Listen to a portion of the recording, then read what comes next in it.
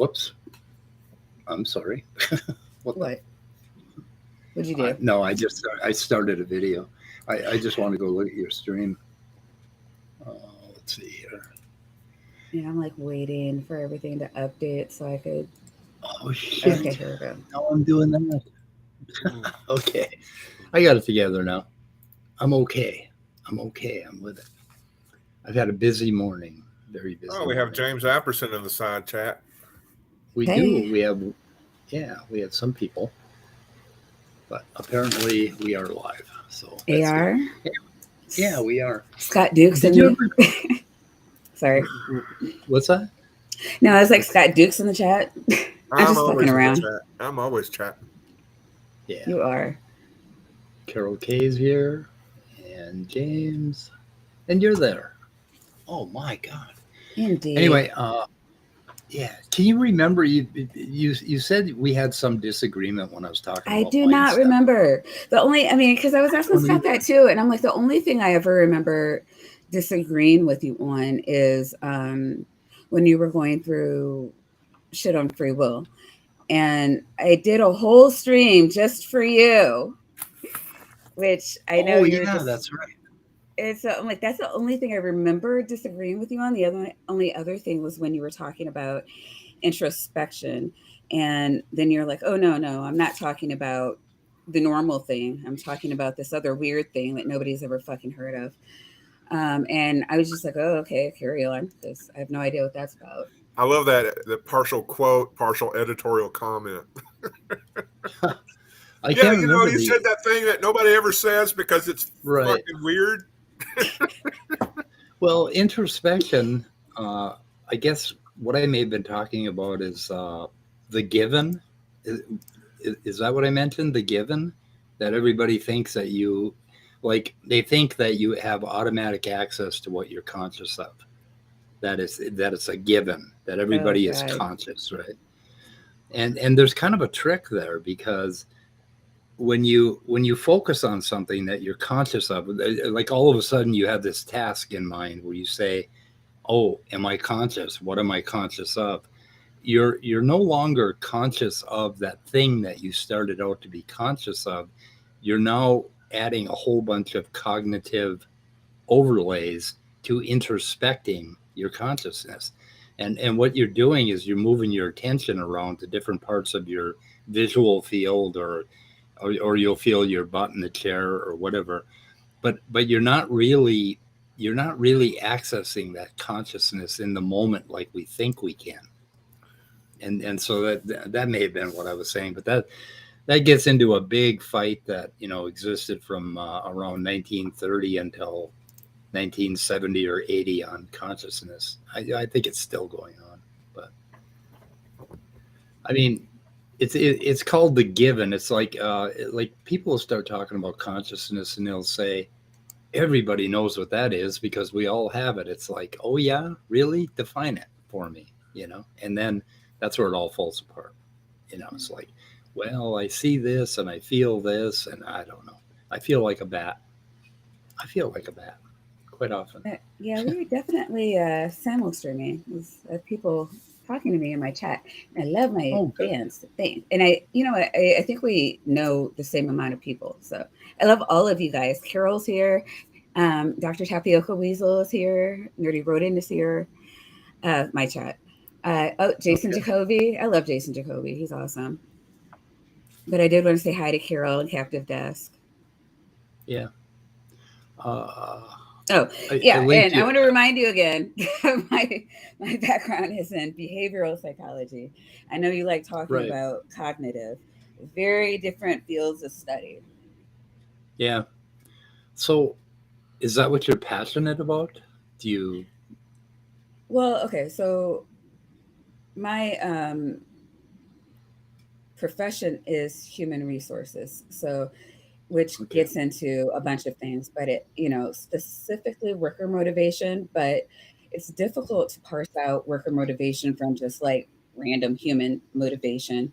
There's a bunch of overlap, and um, part of worker motivation is parsing out those fields of human motivation that allow oligarchs to extract labor for money, Oh, exploit labor that is the for more goal. money. Yes. Yeah, So that is the goal. yeah, that's part of my job. So I think that my goal is always to love the worker, because if you take on the pretense of giving a damn, it's actually distinguishable from actually giving a damn.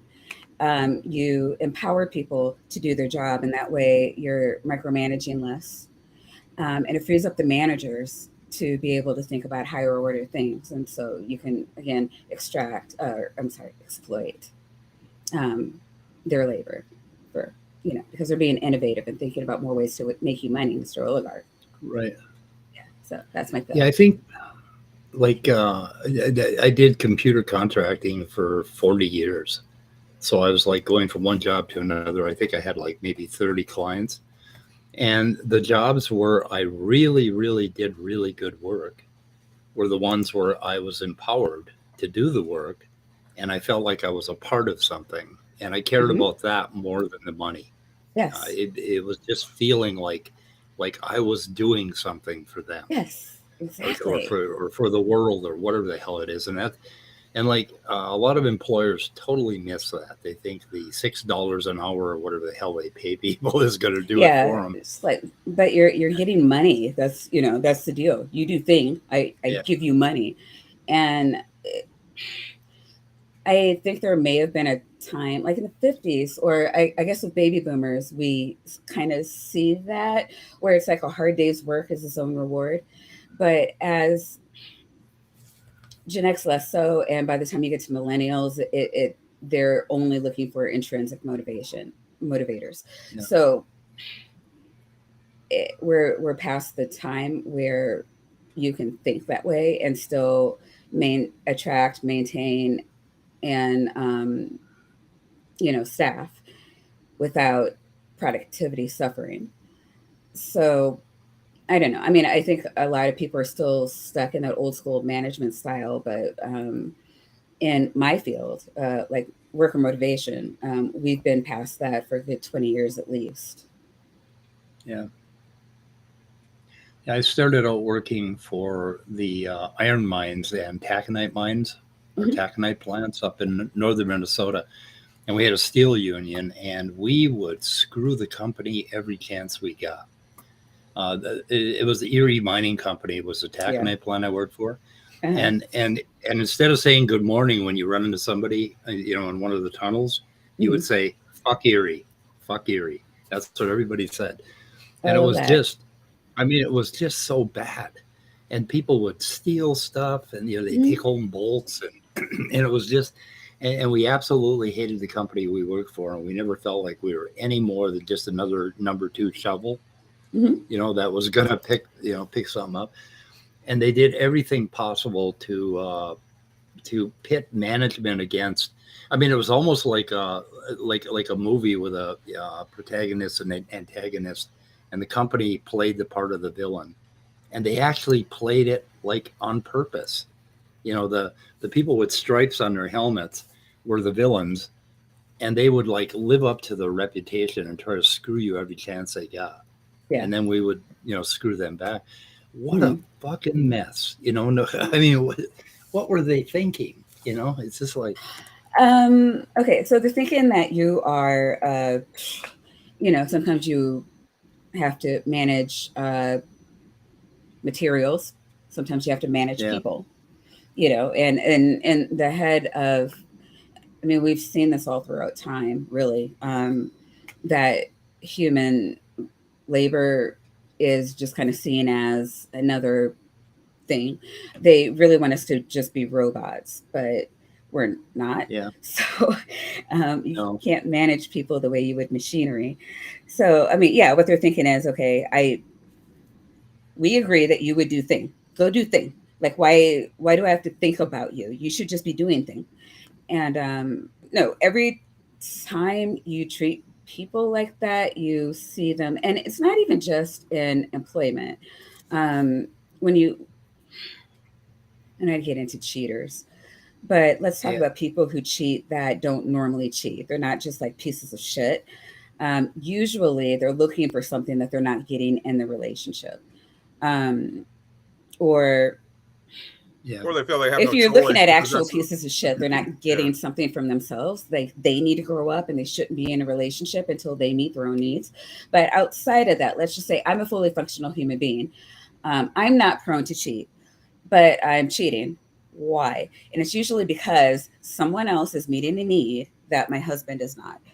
Um, I didn't cheat, for the record, but and just I use myself in this example when I don't want to like put somebody else on blast. Um, and so we see the same with workers when they feel like they're being fucked over. The natural go-to is to fuck the company over.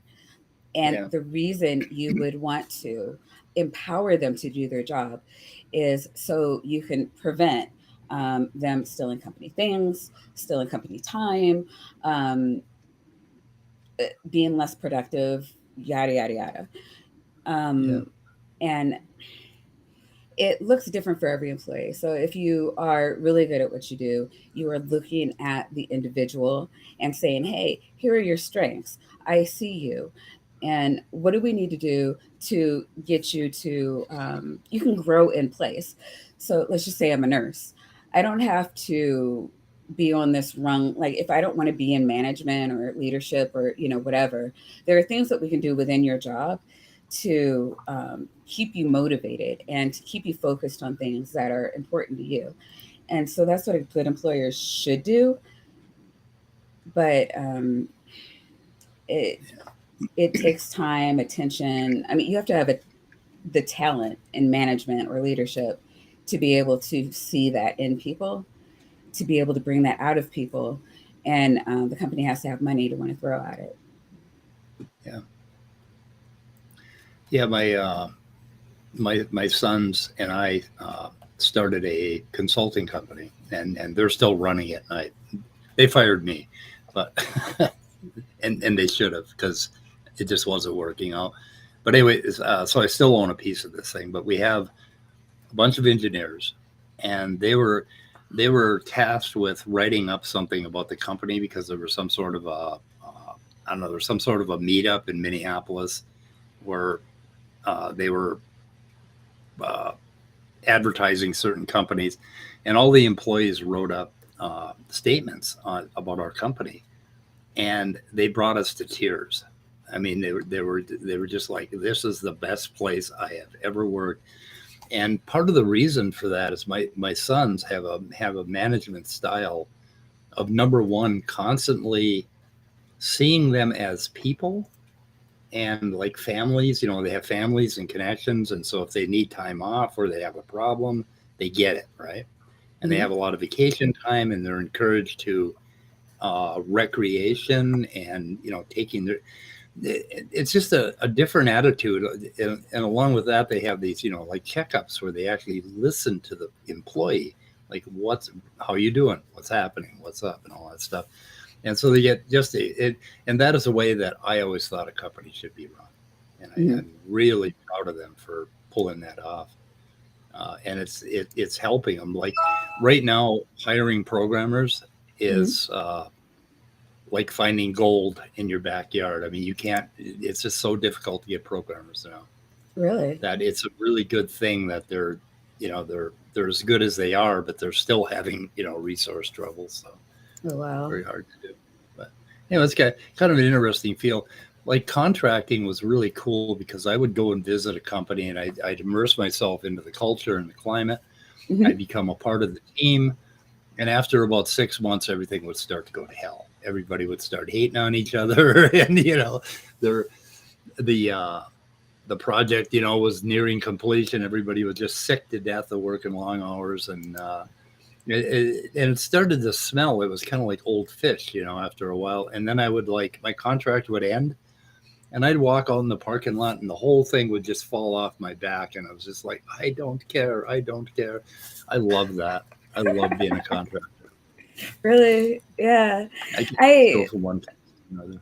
Yeah, it's really big in my area. Everybody wants to be self-employed, so which just means you have a bunch of Yeah, fucking contractors. Um, yeah. and if that's what you want to do, Fucking I applaud contract. that. But the marketing aspect, I have never been able to get behind. Where it's just like, no, you should want me to work for you. Why? It's like, God, I just want to pass one job interview. I don't want to have to do it every day, all the time. Right, right. You know? Yeah, I But I guess for mean, a if while it that's your was. thing, Yeah, for a while I had a pretty good reputation, and I just walked from one job to another, but I relied on agencies. And then in oh god, around 2000 something, when I started getting older, and now it's really difficult to get hired as an old guy programmer, right?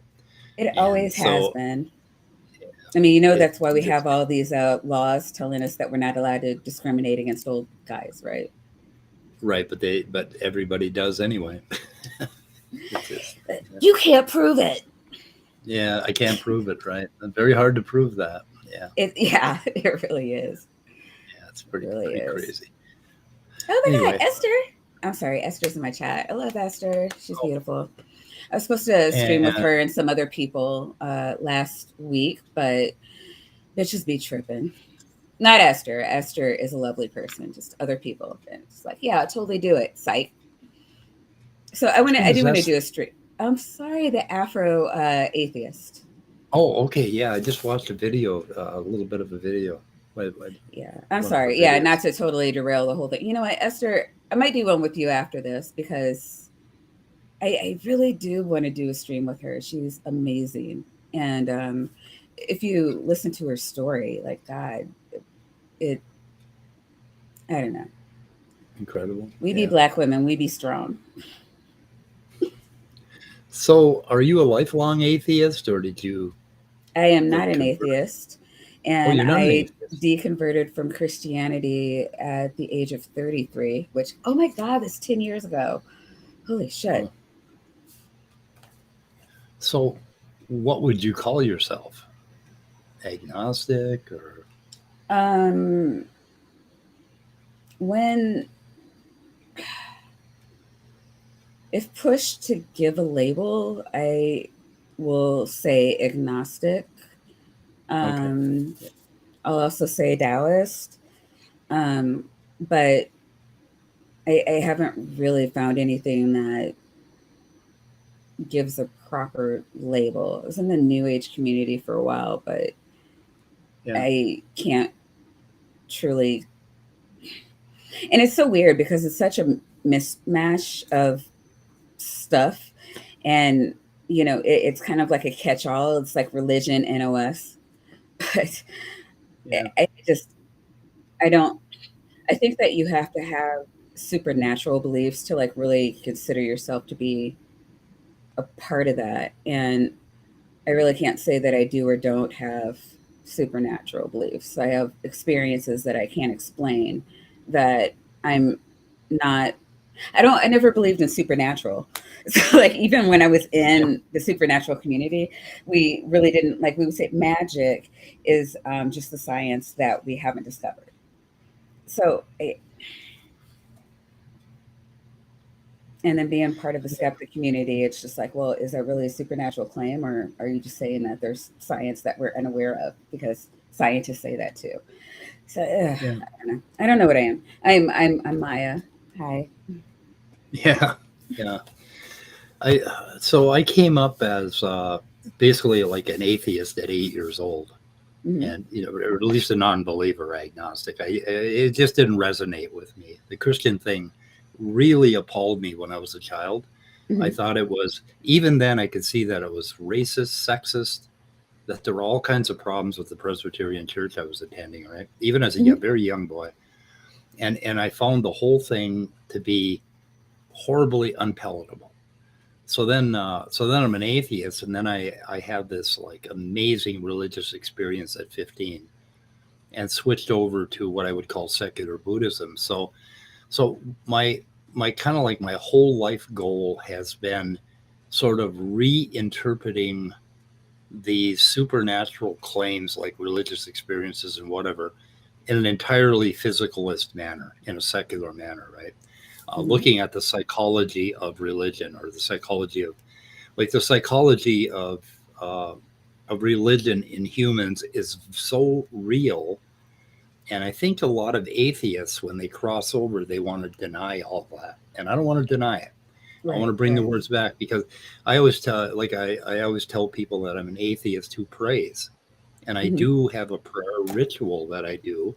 And I know that it works for me, but I know that it doesn't work for me in that I inspire some supernatural thing to help me out. No, I change my brain when I pray. I always change, I change what I look at, what I see, how I process things. Right. So like if I run into an interpersonal situation where I'm really at odds with some family member and we're just fighting it out, we can't see eye to eye, and I just hate them and they hate me. And then I will, at one point I will say, okay, I do this prayer thing where I let go, and then I wait for 3 days. And after 3 days, a fucking solution will pop up in my brain. Every time? Right? And, yeah, almost every time. I mean, it's like it's almost constant. I like all of a sudden I will reframe the entire interpersonal conflict from a bigger perspective outside. And I'm no longer mad at the person. I can understand where they're coming from. I can see what I did wrong. I get this perspective that is just amazing. And it's all from this prayer ritual that I've learned to do. And I've learned it in, with Alcoholics Anonymous. Okay. Which I think is a really incredible program of self-improvement, except that it's so tied up in God in some areas. I was going to say, like, I usually don't hear good things about AA in this community. Atheist community, right? Because they have not. Well, when I got into Alcoholics Anonymous, that was 1974, right? And so I'm a secular Buddhist coming into it. And I read the 12 steps and I said, holy shit, this is a path to spiritual enlightenment. This is like, it's one of the paths that, that are talked about in like changing your life and coming to what you would call enlightenment, right? Where you give up the ego and all that stuff. And it resonated with me. So my entire goal in AA has been to help people who I call religiously impaired, who are, atheists who just aren't going to buy this God bullshit. And to tell them, okay, God is like a talisman. It's like if you had a stone or a crystal that you thought had magical powers, and what you need, and it doesn't matter what it is, as long as it's something outside yourself that you can focus on. And when you do that, when you give yourself up to this outer universe, cosmos, all of a sudden it changes the frame of your mind. You stop trying to rationally cogitate through all these solutions, or like interpersonal relationships, right? And so what I wanted to do, and I think why I started this channel, is my original goal was to reinterpret a lot of that shit. And because I run into the Matt Dillahunties, and I thought they were too quickly discounting what the Christian was feeling, and they would like argue with them on this rational basis, right? Of course, God doesn't exist and all that bullshit. But they were missing the thing that religion is doing for these people in their lives. And that thing is something that all humans share and all humans have access to. And it doesn't have a damn thing to do with anything supernatural. It's psychology. So that's a lot of what you're talking about is a lot of what I experience through meditation. Yeah, exactly. Maya, you done gone and did it. What? Your little thing here. I believe we are our own gods. Now, every evangelical who ever sees this is going to go, see, I knew it. Those atheists just want to be their own gods. Be their own god, right? Thanks a lot. Now we got all this. Well, I did the disclaimer that I am not atheist. I'm not willing to discount a god. I mean, for all intents and purposes, we do act like our own gods. When you look at, let's say, Greek mythology, I think most people are familiar with, where there's like a bunch of, there was Zeus and, whoever he fucked, and all of his children, and the children are always fighting. Children. He did, yeah. He has children by some of his children. Hermes, course, Heracles was a semi-god. Yeah, Demeter. Not to Yeah, be I mean, confused with the scientist that we know. yeah, I'm not a pagan, so I can't Yeah. get into all of that. And then I'll start naming off people who are in other, mythologies, and I don't want to get myself in trouble. But I know that in that pantheon, there's a bunch of kids, and they're always mad at each other, and they're always doing shit to one another. And but these are the gods, right? And Mhm. so when all of you have ultimate power, then yeah, what is there to do except fight it out, cry it out, work it out? And I don't see it being any different than what we do here. But at the end of the day, we are our own saviors. There's nobody Right. There's else nobody out there to coming. help us but Yeah. Right. There's no ourselves and our supernatural community. thing above us that Yeah. is. I mean, So I don't know. I'm sorry. back when I was reading Ellen Watts when I was like 16 years old, Mhm. he told this. He had this thing that he said. He said in the East or in the West, if you come down and you say, "I am God, I'm God," they put you in an insane asylum. In the East, they say, "Congratulations, you finally figured it out. You know that you are God. You're one with the universe," and which is the difference between the East and the West. So when I got thrown into treatment when I was 24 years old, I was in this one of these group encounter therapy sessions where the counselor, where you get on the hot seat and they just grill you for like an hour. Mhm. And I told everybody that I was a god, and and, and of course they started calling me Jesus Christ for the rest of my term in treatment. They say, "Oh, Jesus!" And it was funny as Oh, shit. that's awesome. But I just flat out told them I was God, and I can back it up, right? I am God. I am. How did you back that up? I want to know, Oh, God. like, what did that look like? For one thing, I don't exist as an individual, and whatever I am a part of the universe, and I am complete. I am constantly reflecting all of the universe in myself and reflecting out into all of the universe. I mean, we are totally connected, and I don't believe in the. I believe that self is it's like a biological construct combined with our culture and reason, and it screws us up. We're overly concerned with self, Hmm.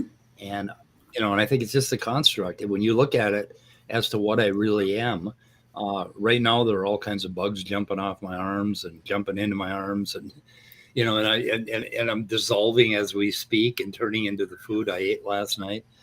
And there is no real self to cling on to, right? So that's kind of the idea of I am God, that you are the universe.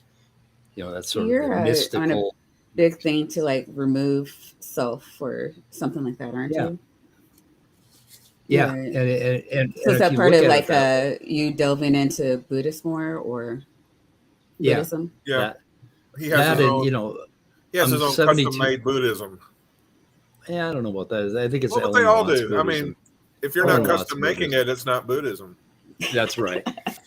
But anyway, Maya, I'm 72 years old. I mean, I am definitely in the last third of my life, and I could very well be in the last year of my life or the last 5 years. My peers are dropping dead like flies, right? So what I want to do is Hello, gracefully Gibbs. cross that, right? I mean, I I want to die gracefully. That's one of my biggest goals, and I want to completely remove this feeling that I don't want to die. I want to die when I die. That's basically how it goes. I don't want to die right now because I'm not dying right now. But when it comes Well, around to me right. dying, I want to. So I don't know. That's Hmm. that, and removing yourself and recasting what is myself. Hmm. And then the other thing I'm doing is I'm finding all of these archetypes in my psychology that go all the way back to my youth, and I'm rewiring a lot of those things and looking at how they affect me today and rewiring them. Like my mom is still in my head saying, "Mikey, don't do that," you know. And it's like my mom's dead. Really, come on, mom, shut the fuck up. God. Now, It's it's like, kind of. I'm sorry. Go ahead. no, go ahead. I'm done. I remember. I don't know. I remember worrying about it when I was younger, and when I was like 20 or 21, I woke up one day and just the entire day. I thought today's the last day of my life, and I was convinced of it. I don't know how to explain it. It was just a feeling like that was the last day of my life. And I didn't say anything to anyone. I just made all my phone calls and let everybody know I love them, and try to do it in a super not weird way.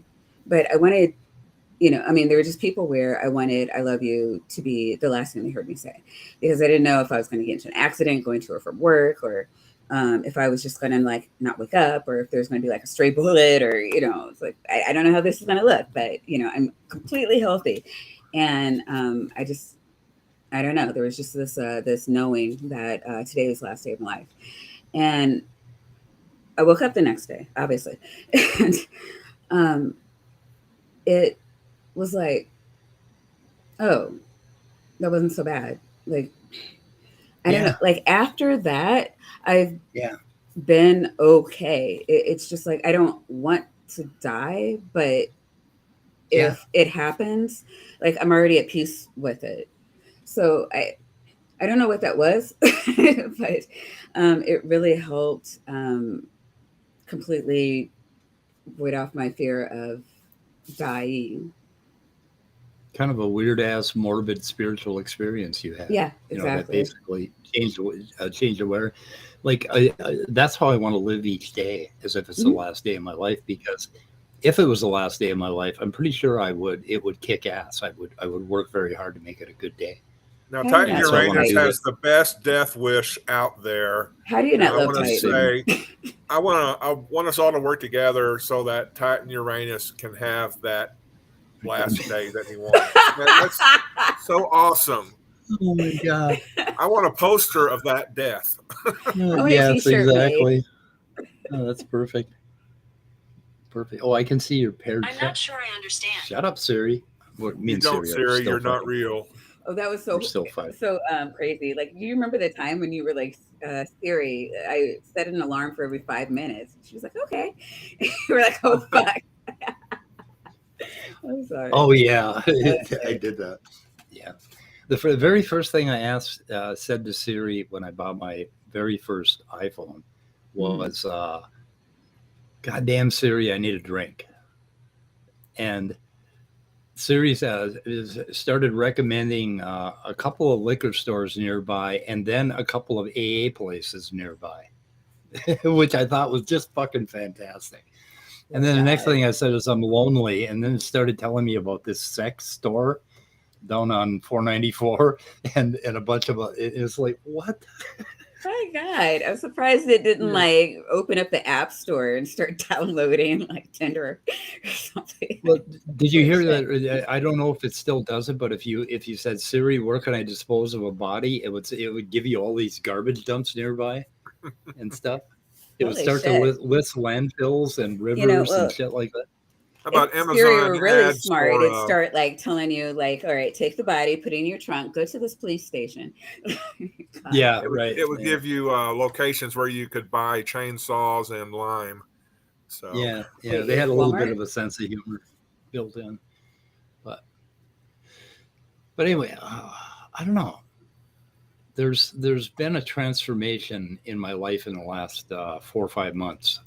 Basically, I'm on the road again that I had set out on when I was a 15-year-old boy.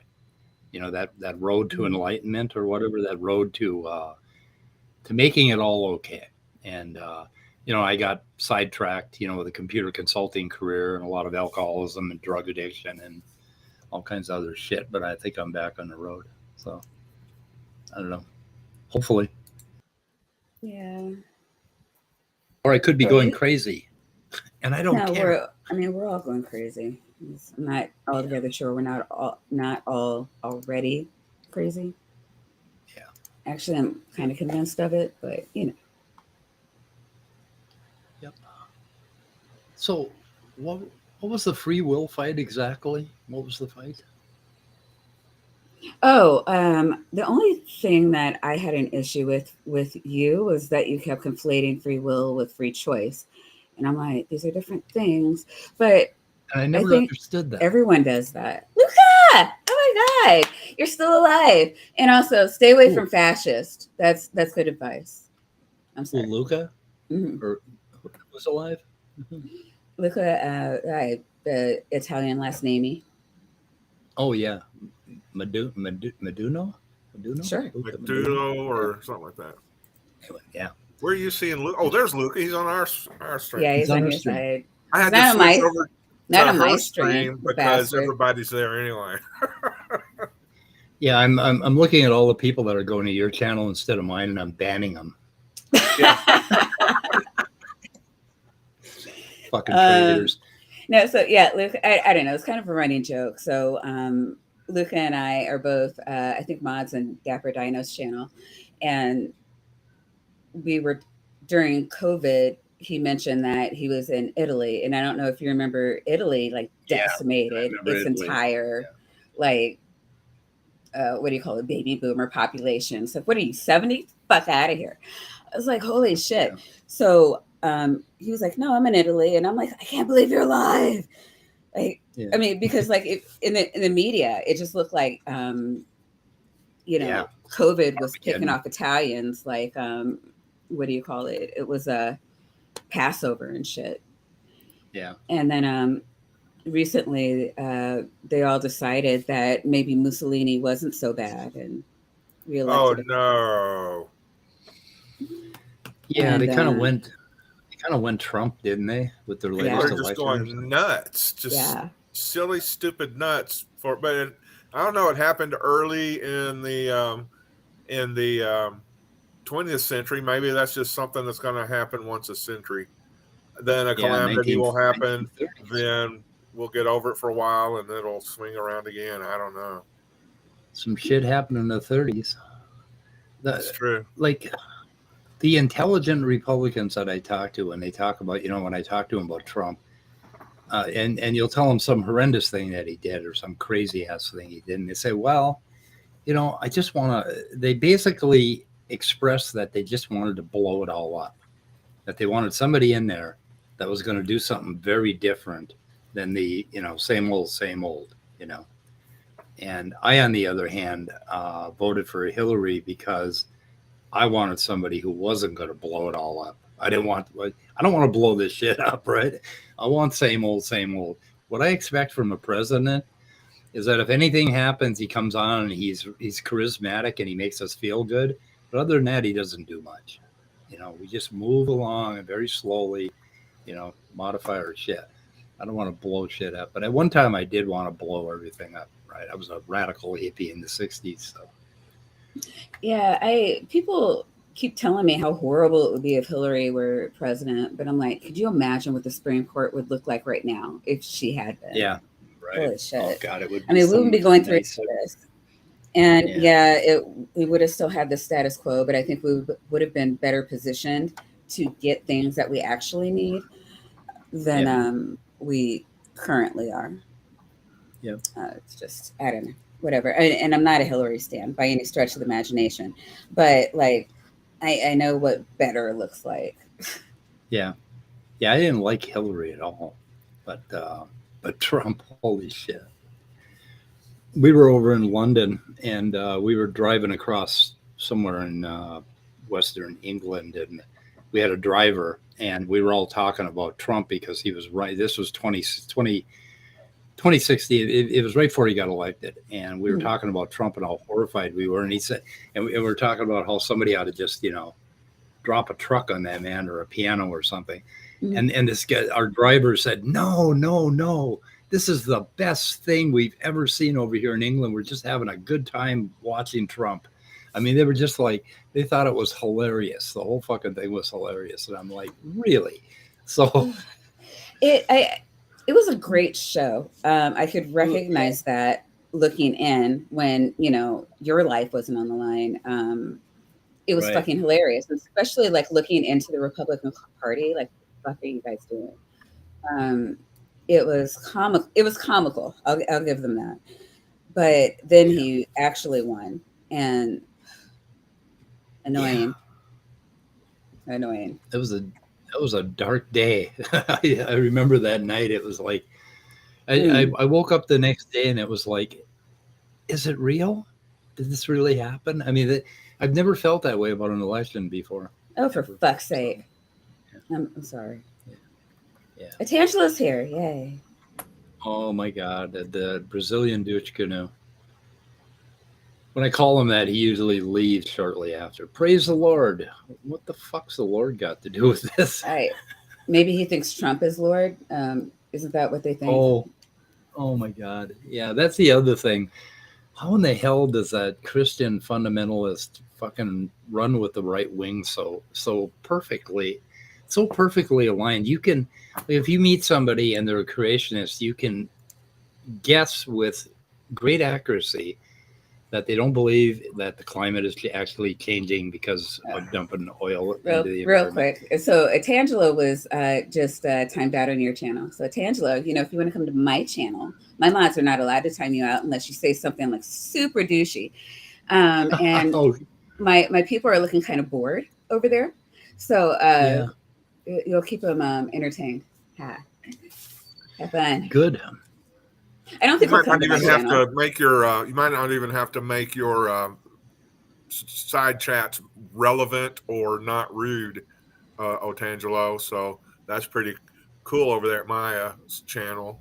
No, Yeah, Captain. and don't get me wrong, I fucking hate him. I actually won't talk to him. And I told him not to talk to me because I'm too good for him. Like he doesn't deserve the blessing that is my attention. I don't But deserve the blessing that's your attention. So for the fuckers in my live Okay, chat so though, they totally they love Atangelo. They love fucking with Atangelo. And I love watching them fuck with Atangelo. It's fun for me. it just bothers me okay. when these Christians they know what we're talking about, Mm-hmm. or they should know what we're talking about. They they don't even scan the side chat, and boom, Right. it's all They don't this read. preachy shit in They the don't side read the chat. room.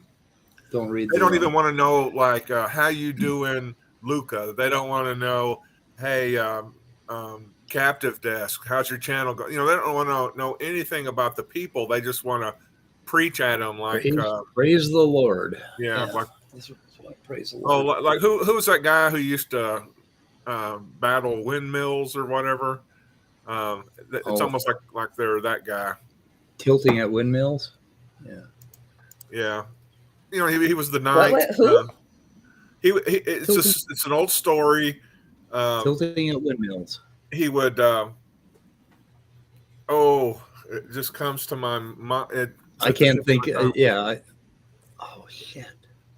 Everybody should know this. I thought they knew he was crazy because he wanted to be a knight, and of course that was a day long past, and he would fight with windmills because I guess he said they were dragons or something. Don Quixote, thank you, Spooky, Don thank you, Quixote. Wooly, There thank you you, go. Have Science, Don Quixote. These evangelicals think they're the Don Quixote of our side chats. They Yeah. just want to blurt out their preaching, Oh, um, that's perfect. despite what people are talking about. Even when I was an evangelical Christian, we took lessons at how to annoy people, and one of them was to I think it was like an acrostic Wait, there's fire. actually lessons on trolling for Jesus. This was back during the 80s, 70s, and 80s, and so we actually had to knock on doors and try to witness to people. And Oh my so, God. once if they would let you in, then you had an opening conversation, and you would find out about their family, their interests, religious background, and things like that. Maybe what kind of pets they have. You would, on the face of it, try to get to know them, or pretend to try to get to know them before you would try to present the gospel to them. And these folks don't even try to do that. Maybe they don't understand that we're a community of people. Maybe they just think we're No, all atheists are a monolith. All we do is sit down, yeah chanting praises to holy Satan and eating babies and, getting pregnant yeah and having abortions for fun. yeah having baby stew, Hmm. make a soft After, sauce after the afterbirth. I don't know, but Yeah. yeah, so Dave from that's my Cap. gripe. It's anti-humanist. That's the thing. It's anti-humanist. Um, why not get to know people before you try to ruin their life? You know. So Dave from Yeah, Captain sorry. Desk did a thing on the Shroud recently, and he also just posted "I am a non-believer" video that explains his position. Holy shit! I'm sorry. What's that? What? What happened now? Oh my god. Dr. Tapioca Weasel just timed out Titan. It's like I didn't Timed out Titan? Where? Yeah. On this channel? know. No, that's over on her channel, which sounds like it's more fun than ours. Oh yeah, And, yeah. It was a party hangout. well, you know, Titan's What really the been fuck did asking you for it for a do? while. No, he's probably like kicked into like a different dimension. Like, what the fuck? Yeah. How can this happen? Shit. All It's right, Lucy all right, Goosey all right. Neptune in the other I dimension. told my chat that they could fuck with each other, and they're taking this way too seriously. you boys be nice. Yeah, you said it was okay. I did. I regret that. Now, let me You ask said you it was about Dr. okay. Tapioca Weasel real quick. Now, he's a PhD physicist. Yes. Really? And I can read your side chats, Dr. Tapioca Weasel. What is your area of Oh no! specialty? Throw tap a link. Tap. You got to get in here. So, He's my co-host. oh, Tapioca Weasel? Yeah. Oh, okay. I know a real life Does, physicist. I am so excited about that. I've never known a real life Yeah. physicist.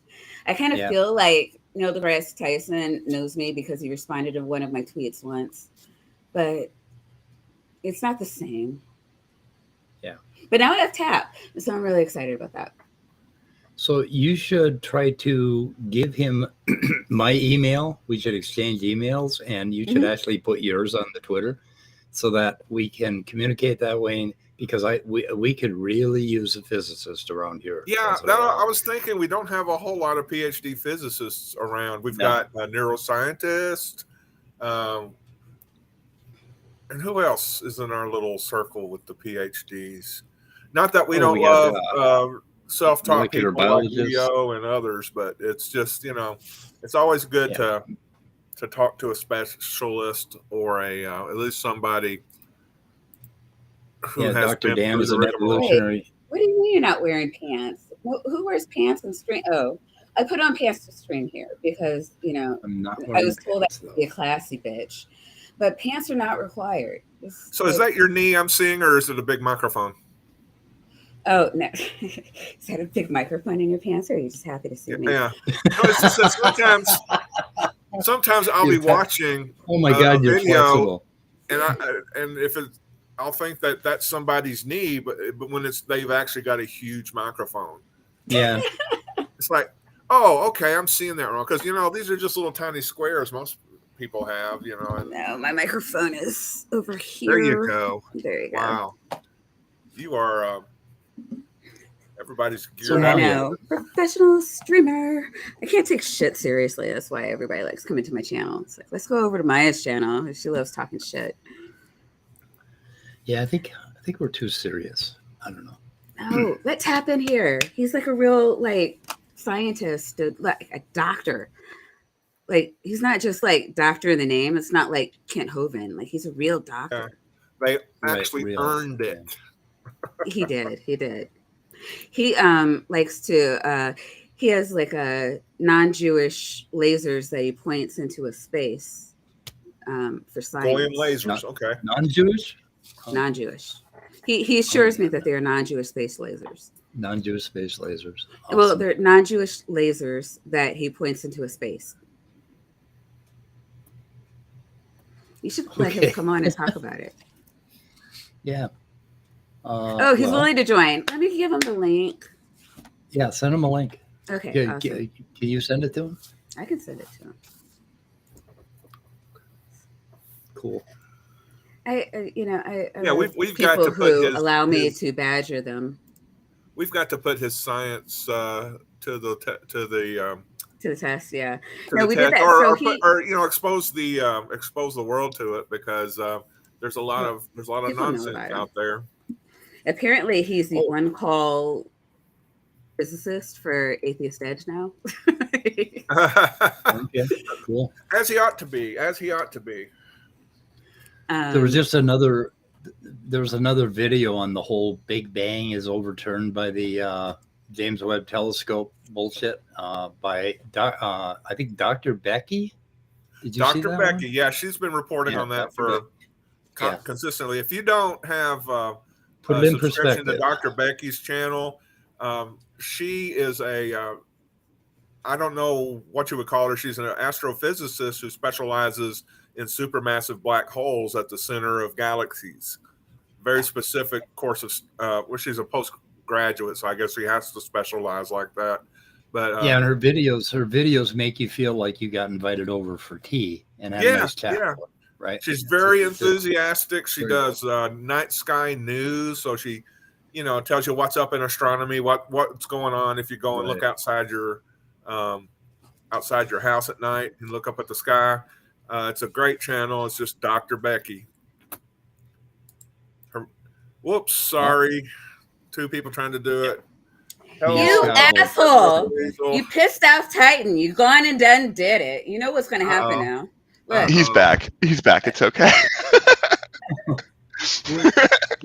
What did you time him out for? Just for the hell of it, or? Yeah. Because he can. Some people because I clicked the thing and I was like, well, it gives me the option. Oh no! It's like when there's a big red button, and it says don't you press. Push it. See, this is why I didn't want mods on my channel. You give a guy a big dick and he has to swing it. I couldn't help myself. Awesome. Oh. Well, I mean, everybody that was not Titan. Everybody that was not Titan loved it. So I'm pretty sure Titan loved it too. He seems like that kind of guy. Yeah. Okay, we'll go with that. What kind of physics do you do?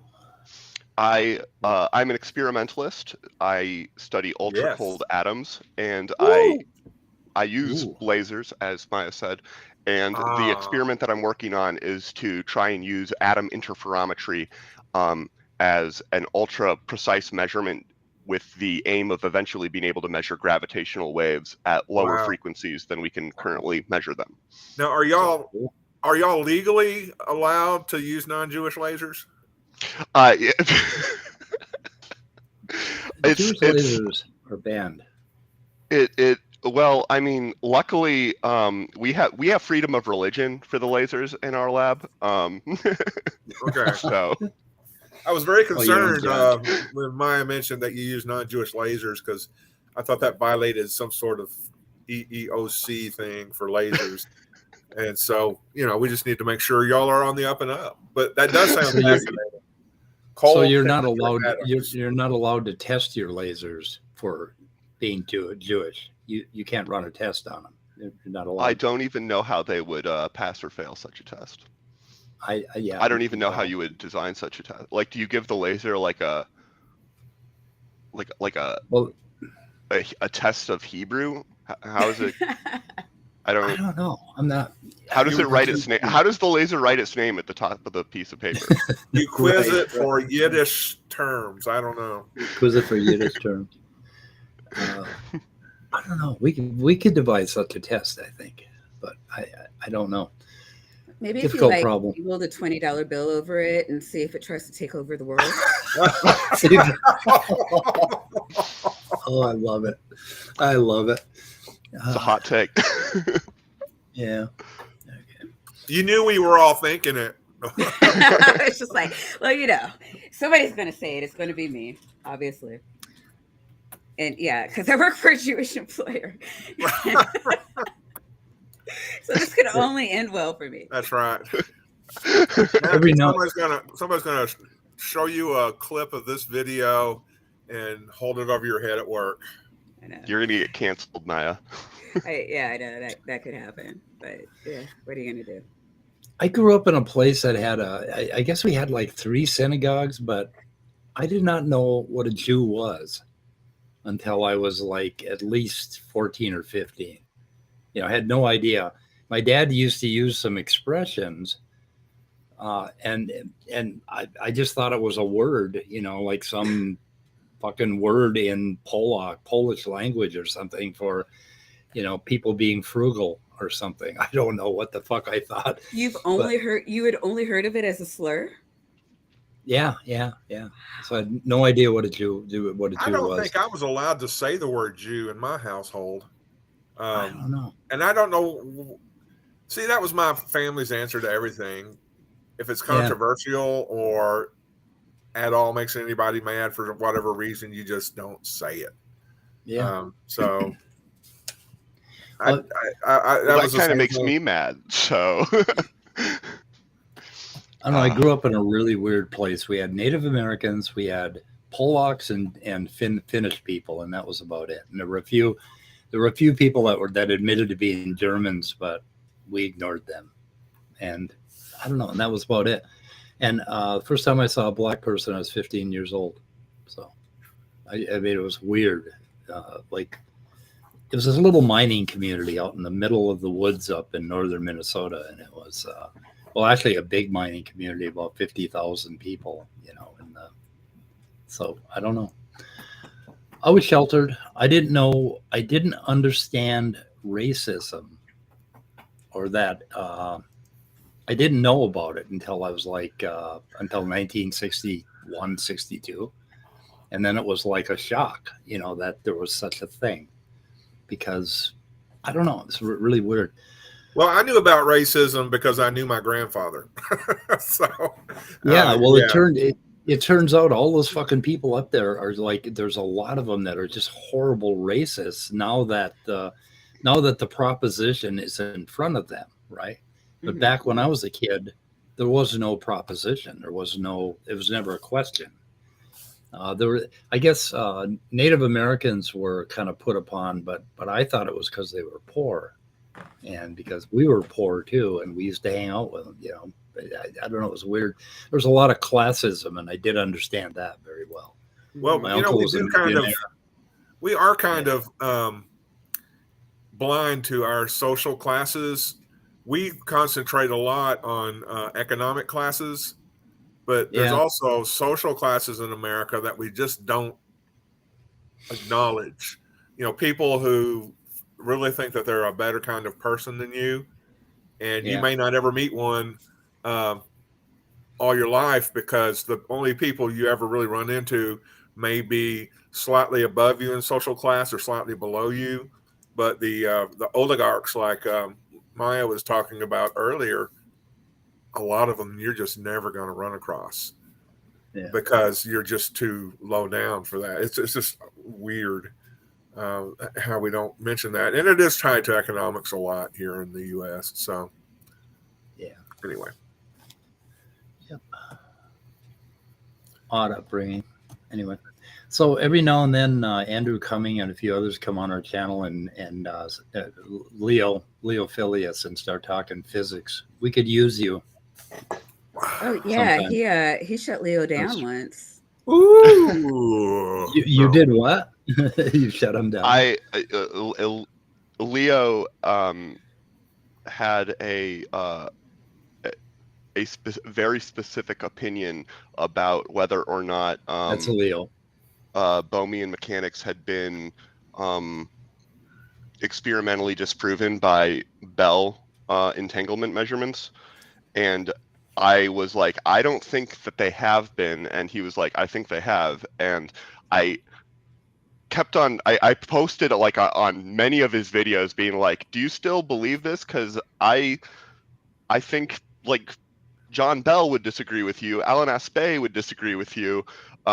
And then when I finally got to talk to him like face to face, he was like, yeah, no, I actually changed my mind on that because of you. He does change his mind. But anyway, the definition of Leo Phileas is having a very specific opinion. Yeah. Yes. I had a little go around with him about the history of methamphetamine and MDMA the other day, and I usually back down because I just don't want to fight with anybody, especially Leo is a good guy, but I just had to do it because it was just so bad. anyway. May I ask Every now and Dr. then. Tapioca Weasel a very science oriented question? Really quick. If anybody hasn't seen, Bree actually pared it down to about 40 minutes, but I think she and Leo went round and round about zoos and animal Zoos? cruelty. Yeah, it was really weird, and they were on the same. Zoos. Oh, They were yeah. on the same page. Zoos. Like, Okay. yeah, You yeah. Place got where Zeus. animals go. The to- Greek god Zeus. I thought you meant the Greek god Zeus. Yeah, I me was like, too. About Zeus. No, Zeus. Bree is a Zeus. Guyanist. No, See, yeah, I'm a but zoologist, so my ears popped up. no, but so we were all supposed to go to. Well, she and I did met Math Pig in St. Louis, and she wanted to go to the St. Louis Zoo, and she said I was zoo, supposed to go there. and holy shit! And it's so funny because like they're agreeing, like vehemently 99%. with each other for a solid hour. Yeah. So she got it pared down to about 40 minutes or so. They It's on her agree channel, angular. but it's just like I'm like, dude, are you kidding me? Like I love Leo. I do. I love his passion. And he's very knowledgeable about a lot of things. But I mean, you don't have to pick up every fight. and I'm sorry, Yeah, I cut somebody off. Yeah, you could. Yeah. I was just going to ask Dr. Tapioca a science-related question. A Navy question? Science-related question. Science-related question. Okay, I'm sorry. I'm old. Please forgive me. So, you're studying cold temperature atoms, Yeah. and so what are we learning here at the edge of that field of study that maybe we didn't know 20 years or so ago? Because I remember low temperature metals and things like that being more conductive, from back in the 80s and 90s or whatever. Mm-hmm. And that's where my experience left off. So what discoveries, what new things are happening in that particular technology? Yeah, so it's actually it's a surprisingly large sort of subfield of physics that really took off in the 80s and 90s when laser cooling of atomic gases was developed. And so like in 1995, my doctoral advisor was part of the group that what had the first observation of a Bose-Einstein condensate, which is when you have all of these atoms in their quantum ground state. And these systems are incredibly sensitive to various things. My other advisor, I had co-advisors in grad school. He uses ultra cold strontium atoms, which is the same atom that I'm using now at my postdoc, to create ultra precise clocks that are way more precise than the optical clocks that define what the second is. And they've gotten so precise, for example, that you can detect the gravitational redshift at the top of your atom cloud compared to the bottom of your atom cloud, and your atom cloud is only 100 micrometers tall. That's the width of a human hair, and it's so precise that you can see how time ticks more slowly at the top or the. I actually don't even remember because I'm a bad physicist, I guess.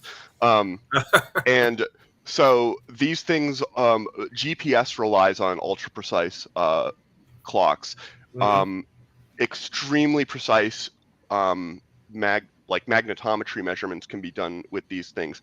We also learn just sort of some of the basics of how quantum mechanical systems work, and they can that can help us understand mathematically analogous but very different systems like neutron stars and things like that. What I'm doing is trying to basically make a device that will be able to measure the distance between two clouds of atoms like crazy precisely, like to within if their difference were to change by a fraction of a proton, then the idea is that we should be able to measure that. Wow. And that the aim for that eventually is to look for the signatures of like neutron stars that are orbiting each other but are not like in their last in spiral.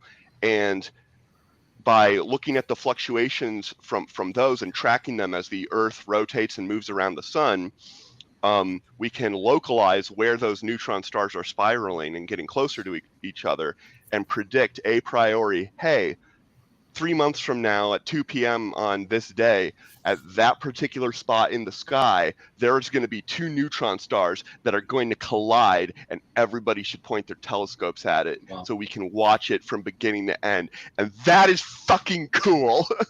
It is. That's science, right there. That's cool. That is cool.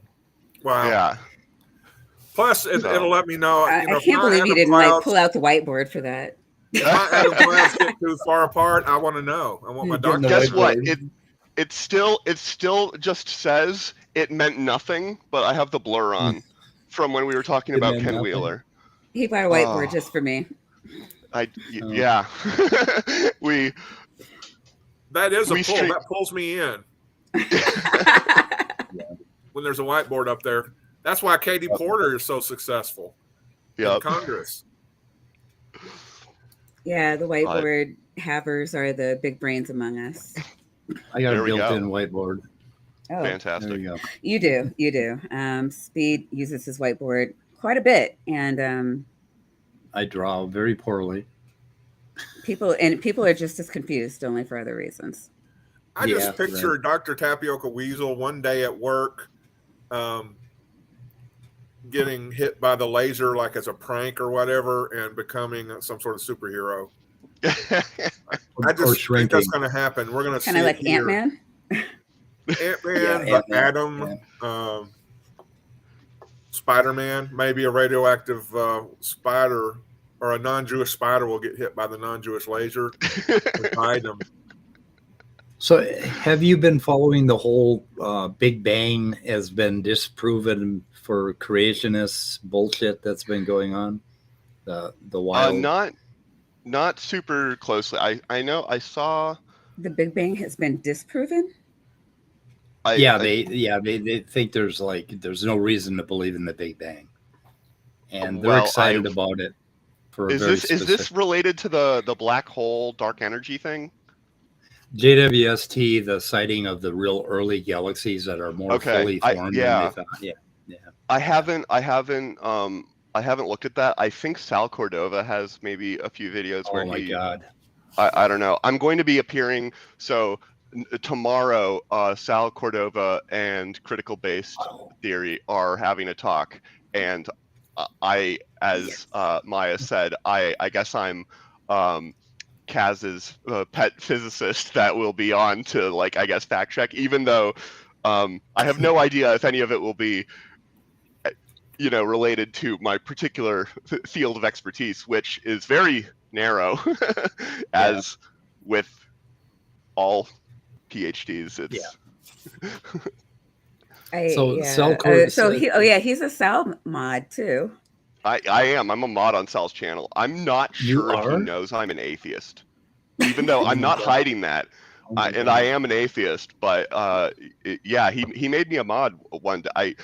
I am convinced that people sometimes make me a mod because I have doctor in my name, and they believe it, which they should, because I am. But the only person that's not a mod. So I don't know if you're a mod yet on my channel, but Tangelo Grasso is the only person who is not a mod on my channel. So yeah, Tangelo can't stop getting timed out on your channel. Hey guys, he made another comment. Are you just going to let that fly? One of you mods need to get on that. But again, people are not allowed to be timed out on my channel. I'm just reminding everyone. Hold on, Dr. Tapioca Weasel, I'm going to. Oh, go ahead. Go on. I'm going to ask a question in private chat, and I would like for you to let me know if you want to answer it. Okay, sure. I want to respond to what Otangelo said here, though, for a moment. Subatomic particles are fine-tuned to permit stable atoms and subsequently stars, planets, molecules, and life. Are they, though? It's true that certain numbers, if they were different, would not allow for some of these things. It's not clear to me that they could be different. It's that being said, it's not. It is a question that a lot of physicists think is a tough one that's worth answering. It's also one that some physicists don't think is particularly well motivated. I haven't honestly done enough research on the fine-tuning problem to have a particular opinion. But I'm very willing to believe that it just seems it's not that compelling to me. Yeah. The whole thing. I mean, all of these physical laws are the way they are. It's like a structure, and you're saying that, oh, if the structure had been different, then we wouldn't have this. We wouldn't have the fucking universe, you know. And it's like, okay, but we have the universe. This is the way things are. It's like if you find a rock in your yard and you pick it up, the rock is the way the rock is. And I don't understand, you know, the rock is fine-tuned just perfectly to fit together with all those crystals. It's like, otherwise it wouldn't be a fucking rock. I just don't understand the rock philosophical. can, you know, just zoom all over the earth and without a heat problem. Right. Yeah. Rocks No, do. I think when Sal, for example, talks about physics, I think that it's when he sort of slips into the confidence that is totally, I think, unearned. Right. Right. And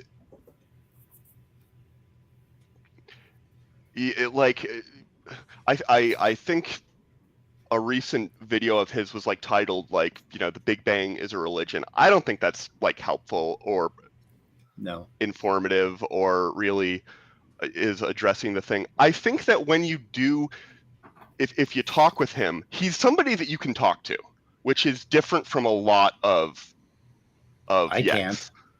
Maybe not. Maybe. Well, he banned enough. me and he banned me and everybody on my channel from his sites. He won't respond to emails. He won't put us on his chat. He's completely banned. Okay, fair enough. Are we still talking about Sal? Yeah, we're talking about Sal. Yeah, and the reason. In fairness, though, early in your channel, almost every stream was Sal Cordova is a fucking idiot. And yeah, but that was like, no, that was by sentence, state why. Okay, Maya, that was after he banned us. Okay. I mean, me and Sal were friends, and we were, you know, we had all kinds of hangouts together, and then all of a sudden he just like went weird on me, and then I started and then it was like, okay, now I can't even respond to him. So if I can't respond to somebody, what I'm going to do is I'm going to fuck with them. I'm going to fuck with, I mean, in every title, I'm going to call him an idiot, or, you know, I'm going to say something. And, of course, it just widened the gap, but the gap would have never healed anyway. Sal had totally cut me off and started talking shit about me and calling me a high school dropout whose brain was melted by drugs and alcohol or some fucking thing. And it just all went to hell. So, yeah, I come after him real heavily now. And yeah, and I haven't seen that, you know. Anyway, but the thing is that Sal Cordova would talk about molecular biology and genetics, and he would talk with that same confidence, and he has absolutely no right to, no reason to. He does not know enough to be addressing these topics, and he knows enough to find one-off cherry-pick quotes and little pieces of information that seem to imply that creation is likely, and that's all he does. But like he'll pick something like he picked zinc fingers, right, which is a particular kind of protein. He picked one zinc finger out of the 700 or so that we have in our genome, and he tried to come up with this probability argument, and he was just talking shit. But as a molecular biologist, you listen to him and you realize he doesn't know what the hell he's talking about. And it could be the same for physics, you know, where he does the same overconfident.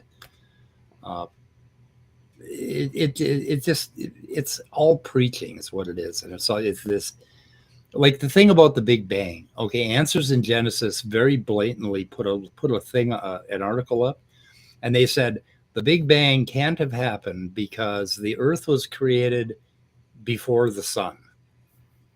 And the Big Bang claim, it destroys that concept in Genesis.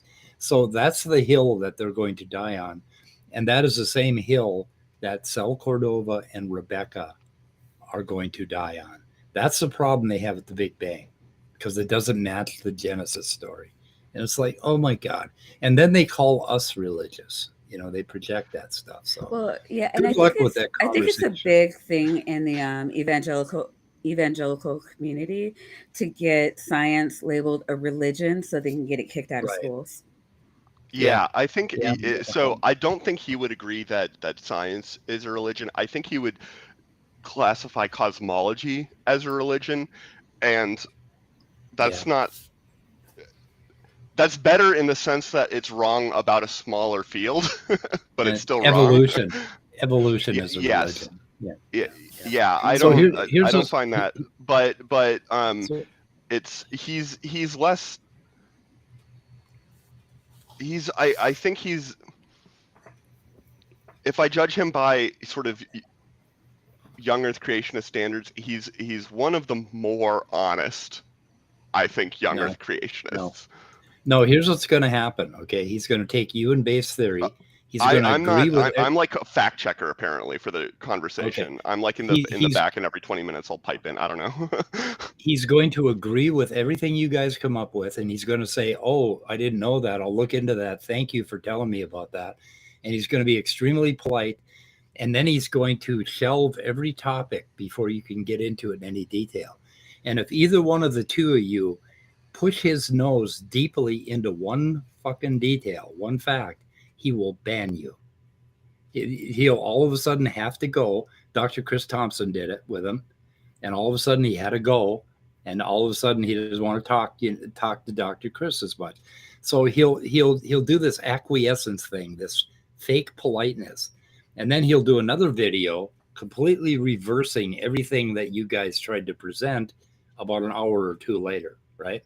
And if you want to call that honest, I question your definition. I used the qualifier more. I used the qualifier more. Okay, more. Okay. Yeah. Okay, because keep in mind, like I'm the people that he gets compared to are like Donnie and like Kent, and I mean when the bar is well below the event horizon of your black hole, it's not that hard to be above it. Yeah.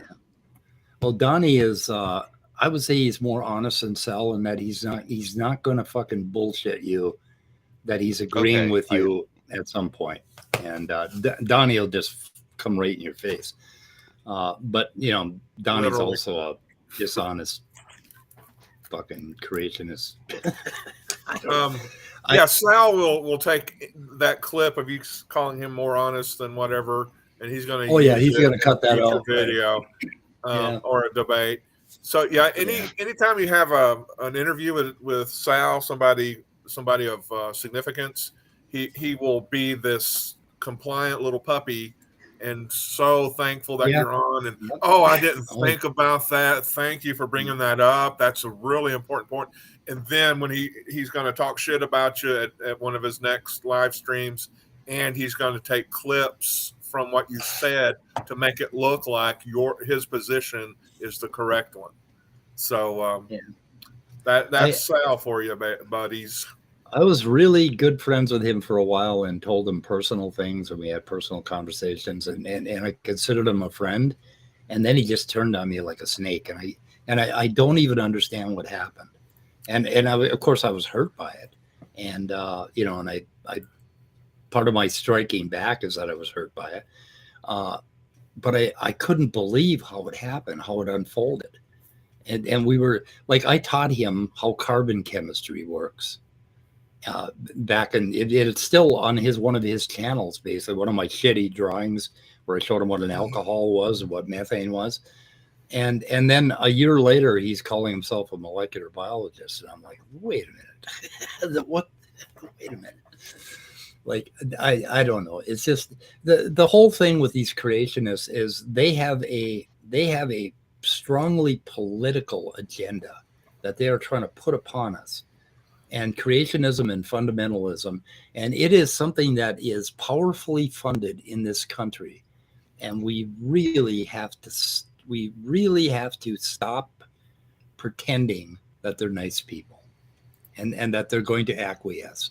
And I just don't understand how we can be friends with these people when they keep putting out this bullshit at the level they're putting it out. And that's something that I've changed. Like I've been doing this channel for about 3 years, and I have definitely changed over the course of that 3 years to where I'm a little bit harsher with those guys than I used to be, because I've tried everything to reason with them. That is a pattern that I have seen with a number of people. And I mean, I don't have any content on my own channel, but I appear on other people's channel, starting about, like, I don't know, 6 months ago or something. And what was I gonna say? Yeah, I think like that is a pattern that people go through with SFT a lot, is like things seem all right at the beginning, and then like, and I know that is a, I think to some extent, I'm just at the beginning stage of it, so like I'm willing to cut people more slack, and I think that's good. I think that's like kind of fair, like enjoy the friendship. Enjoy the friendship while you have it. It won't last. It'll cut out. There are some people that have managed to navigate those waters, but I don't know. I put my foot in. I was asking him for a spreadsheet where he was trying to make some fucking ridiculous, put forth some ridiculous concept about DL amino acids, racemization of amino acids, and he created this spreadsheet. And I looked at what he created, and I thought, okay, this is so goddamn dumb that I can't believe that that's all that's in that spreadsheet. And so I kept asking him for the spreadsheet. And then in that process, all of a sudden he was like, well, I'm not going to respond to you anymore. And we're banning everybody on your channel, and you're a Satanist. And boom, it just all went to hell. And it was like, what? I don't know. I did that with John Maddox too. I kept asking him for a particular paper, and he just started hating me because I kept asking him for the source, right? I said, I want the source. And like, fuck, I should have learned that every time I try to press one of them for their source, I'm going to get banned. I'm going to end up fighting with them. But anyway. The Bible. It is always the Bible. No, it is the Bible. Why would you even ask that? Yeah, because I couldn't figure out why they didn't like the Big Bang. I mean, it almost sounds like God created the Big Bang, right? That's good for creationists. That's what I grew up learning. I learned of the Big Bang in Catholic school. They were so proud of it. It was just so like, happy about it. Because before the Big Bang, I believe there was the idea of the steady state, which didn't conform to the Bible. So when a Catholic priest said, hey, no, there was a beginning, here we go. And I was told my entire childhood that this was proof that the Bible is true and science just needs to catch up. So we're going to let the scientists say whatever they want to say. We're just waiting for them to catch up to the truth of the Bible. So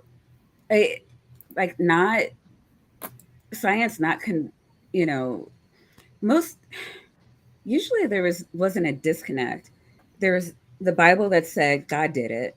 And then there's science that said this is how God did it, because the thought was studying God's creation should get us closer to God.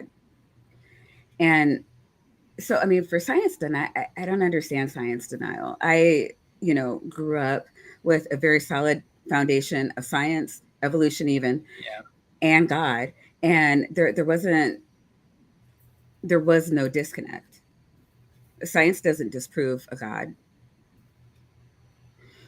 So, I mean, I don't know. I didn't get it. But, it's that whole creationist fundamentalist narrative where they'll find something in Genesis that will run counter to current scientific consensus, right? scientific consensus, and they will double down, and then they'll try to drag that down. They do it with evolution, they do it with geology. The billions of years, they're always picking on. Oh, they think it's billions of years, and we know it's only 6,000. But they came out, and I forget what it was. I'm trying to find the link. But Answers in Genesis put out a really good thing about why they don't like the Big Bang. And the first thing they mentioned is that it says that it makes it impossible to believe that the Earth was created before the sun. and they have to believe that. What's happening now? Scott? Is that you? Scott? I think so. Some cat dared to walk on the sidewalk in front of the house. Oh no! Oh yeah. Oh my God. Anyway, for shame. Anyway, that's the whole thing, and it's like it is so ridiculous. I mean, there's so many ways that you could choose to read Genesis. I mean, even in the Presbyterian school at church that I went to, they didn't have a problem with any of that shit. I don't know. Yeah, like my Presbyterian. I'm sorry, I'm listening. My Presbyterian minister, when I was 6 years old, I had him on the steps of the Presbyterian church after church, and it was Reverend Peterson, and I said, "How do you explain dinosaurs being, millions of years old and all that stuff?" And he sat down, put his arm around me, and said, "Son, let me teach you what a metaphor is." And he called Genesis a metaphor, and I'm like, okay. And I said, "Yeah, it made perfect sense, right?" Mm-hmm. Yeah, I mean, when I was growing up, there was always the argument over what is a day. So it was, and again, this wasn't from the Catholics. They just didn't address it. But from like family and things like that, it was just like, well, I think it was kind of a call to the evangelicals. It's like they think a day was an actual day, and that's absurd. And then there was like, well, the guy says, the Bible says that a day is 1,000 years or whatever. So, it could just be like, in my day. So that I think was like just in my community, the accepted term for that. It's like, well, saying, okay, a day, but it's talking about a period. And we don't know what the period is. That's what we have science for. Yeah. And that's just kind of how they gelled it. I can't believe I sat through a master's level classes in a seminary hearing people talk about the age day theory and the 1,000 years is as a day kind of crap. And that's why, I mean, I love the biblical studies part of it, but my master's degree is trash. It's so evangelical and all that, oh, poor me. Oh, by the way, the dogs actually were doing their job because there was a delivery person who came to the door. Oh. And they barked. You heard how ferocious they were. So that is my security system. So... But yeah, I mean, with the evangelicals, even being like so pedantic about what this is, I mean, it's like just like even the translation or the thought process of it is like what, like 100 years or something like that. Like they haven't always thought about a biblical errancy the way that we do now, or they do now. I don't know. There are so many ways that like there's a certain class of Christians that will just not be pedantic, right? They just have faith. They have faith, and the universe, however it got created, God did it. We know that, and we're just going to have faith, and we're not going to be all pedantic. And that strikes me as a more Buddhist way of being a Christian than these fundamentalists, which have this. No, you have to believe every word and analyze every word. I don't know. Pick their metaphors. They drive me crazy. That's kind of my big axe to grind as creationists. So anyway, especially how they fuck up evolution. They fuck up evolution. Yeah, it's regrettable. Evangelicals were kind of, well, I mean, I'd say destroying the world. Definitely the country, though. Definitely the country. And I don't understand it. Like everybody else has figured out a way to work well with others. Right. And then these fuckers, it was just so weird. And I know that Sal and Rebecca are getting a lot of hate right now, but and Kent Hovind, let's not forget about him. Oh, don't forget him. But I mean, they're Well, actually at least, kind of on the nicer end of the spectrum. yeah. Well, Rebecca and Sal, at least they live the values, right? Mm-hmm. Whereas Kent Hovind, Right. he's an entirely different story. So he's in a different class. So, he's a criminal and a cult leader. Yeah. Rebecca's genuinely a nice, caring person, but she too has this axe to grind, and she won't put it down. And I think it causes her a lot of trouble in her personal life, with her family too. Why? But she Wait, just how? wants to she did a stream with her brother and they took it down. She took it down, but I listened to the whole thing, and it just seems like she was at odds with most members of her family on this creationism business. And They she don't just, believe in. They don't I don't believe think in. so. No. Oh, No, the brother certainly wasn't a creationist, and I think she's wow. probably the only one in her family that is. I don't know, That's and interesting. I just wonder at why you would be that stubborn right on these these points. It just drives me crazy. So, but Rebecca, no, she won't even let me talk to her about evolution. So she's kind of like, she's still my friend, but she semi Speed. banned me from having a Speed. conversation. Did you cuss her out? Did I what? Did you cuss her out? No, I didn't. I just said, I'm very angry with you. That's all I said to her. I'm very angry with you. And yeah, I've been a little tougher on her since I got angry with her. And I got angry with her because she was basically, what did she say? Oh, I can't talk about evolution with you because you're so brainwashed. Yeah, that you're was a what science did zombie or an evolution zombie. Is that what she it. called it? Yeah, evolution zombie. I'm an evolution zombie. And it's like, Because you I'm trust more, the science? She I either got don't that trust term it. from Sal or together they came up with that term. Yeah. That See, the just thing sounds like is, a Maya, propaganda talking point. Oh, you're an evolution zombie. I don't trust a single thing about the science. I explore every single bit of it, like evolution. Like, I swear I'm more skeptical about evolution and embryology and all these things than any Mm-hmm. creationist is. Because when I hear how did something evolve, Mm-hmm. I'm like, okay, that sounds ridiculous. How did the liver evolve? And then what I do is I go and download 25 papers on it and I figure Mm-hmm. it out. Mm-hmm. Okay, that's skepticism. That's how it fucking works. You Well, go down okay, and you yeah. I look mean, at the I don't detail. mean like you have faith in the science. I didn't mean that at all. I Yeah, think like a lot of no. scientists like trust other scientists. Well, Yeah. It's I do like if it's not in your field. Yeah. So, but and it's not that they're just like, hey, such and such has a new idea on how this works, or we decided that there's the universe isn't 14 billion years old, it's 17, or whatever. Yeah. They don't just like blindly trust it. They will go and be like, Yeah. how did you determine that? And then you Double just kind of check. read it over, and as long as there's not any like gaping holes, they're like, okay, well, we trust that the field is being internally consistent. But Yeah, but I don't think things like that's for cosmology and physics, I do trust the consensus, right? Mhm. I trust it, but do I believe that the Big Bang happened? I kind of rather it didn't. And I'm kind of why. agnostic about it, right?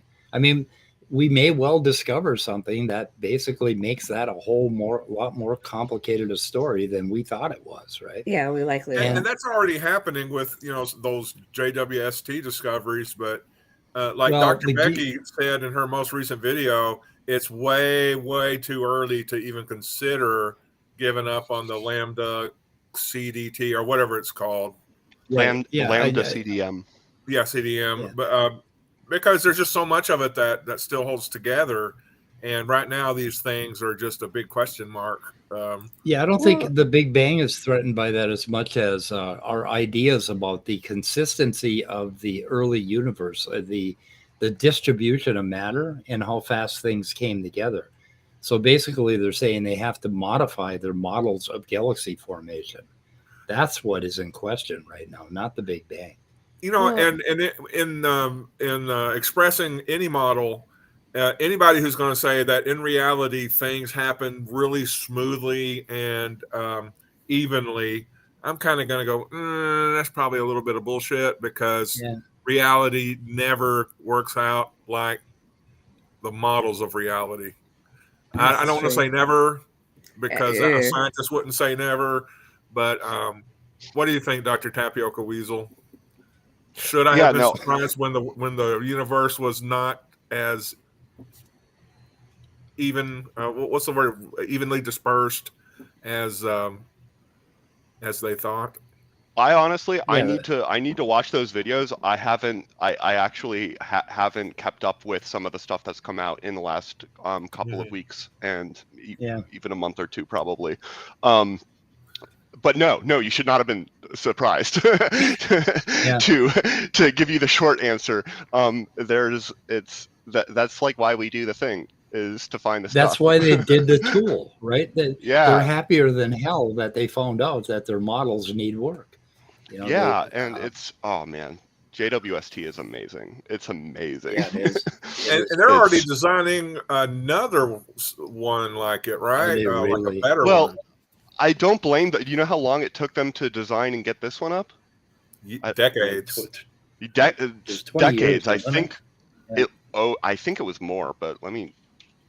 And this idea about the universe being a little more lumpy than thought. You have peanut butter. That spreads evenly throughout your onto your slice of bread. And they thought that the universe was dispersed more like that. But I remember science news segments on late night radio shows talking about this back in the early 2000s. So some experiment had been conducted that concerning the background radiation or whatever that started to imply that the universe wasn't as evenly distributed with matter and energy decades ago, literally. Yeah. And so we're getting more information along those lines, but this is not a surprise even, because it was sometime around the time that maybe about 5 years before the last shuttle that blew up. Because I worked at the same place, and that's why I remember the two events. Yeah, but so anyway, the thing, real quick though, I want to just put this out there, because creationists believe like the Bible is the infallible word of God, and it happened exactly this way. And science doesn't do that. And I think there's a disconnect for them. Like when they hear Big Bang, it's just like, oh, there are flaws, so this can't be. And I don't think there are any scientists that are saying, no, this is exactly how it happened and it will never change, which fucks with them. And so, I don't know, it's really hard arguing Bible and dogmatic beliefs with science. And, it's just it's a different. You're not going to get dogma. You're not going to get dogma in a truly scientific discussion. Not the way they have it. Right. No. Yeah. I'm sorry. So Dave asked a question here. I would leave everything exactly the way it is unfolding, because everything is unfolding as it should. I'm sorry, I wouldn't change a thing. I'm not smart enough to come up with rules that would cover things to make sure all the right things happen. Are there rules so that there are no evangelicals? They just that would be good. I'm totally cool with religion, but like if we could just cut out the rules that made the fundamentalist of any religion, like that would be great. If I could figure out what that rule was, I would throw that in the cake. But other than that, it's whatever. But anyway, I wouldn't change anything either, because I same thing. Like a lot easier to break something. Right. So my naive understanding of the Big Bang and physics, right? I always thought that, from the singularity, something, expanded. And in that expansion, there was a inconsistency, or it wasn't homogeneous. It wasn't pudding. And then I think I was corrected in that even with a pudding model, eventually things would have started to cluster and coalesce. But it just seems to me that there was some kind of information that was already present, and that would account for things getting together faster, for clusters forming faster, if there was some kind of early information coming out of that singularity. Because from that singularity is like a reflection of some other outer geometry of the cosmos in general that we have no understanding of at all. And whatever it was, it's probably happening all the time, everywhere. If that were even, when you talk about outside of space time, you can't even talk about everywhere or here or there. You're dealing with entirely different geometries, right? But there was some kind of information, and that would have accounted for some of this early clustering. And I think that my stupid, naive idea from 30 years ago may end up being more salient as they figure out what's going on. That there was something in the singularity. Basically, it was already the clusters or the crystals, the seeds of the crystals were already there. Does that make sense, or am I totally off base? Yeah, that's so my understanding of the anisotropies that we do see in the mass distribution of the universe is that they came from quantum fluctuations in the initial early state, because you're always going to have some fluctuations because of like quantum physics, and that like can seed the development of these early things. But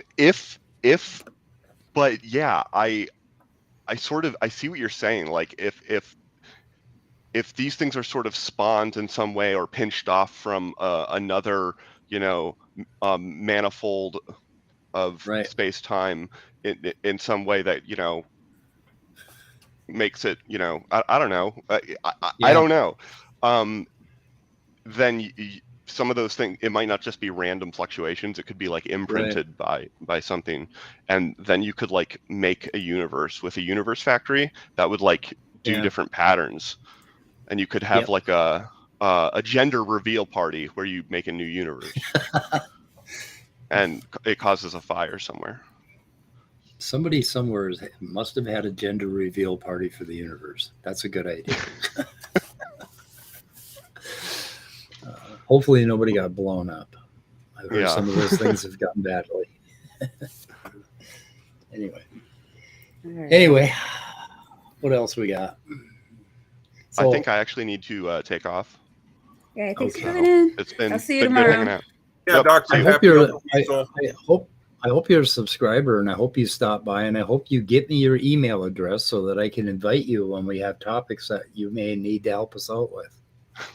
All right, will do. Okay, thank you. Awesome. Bye.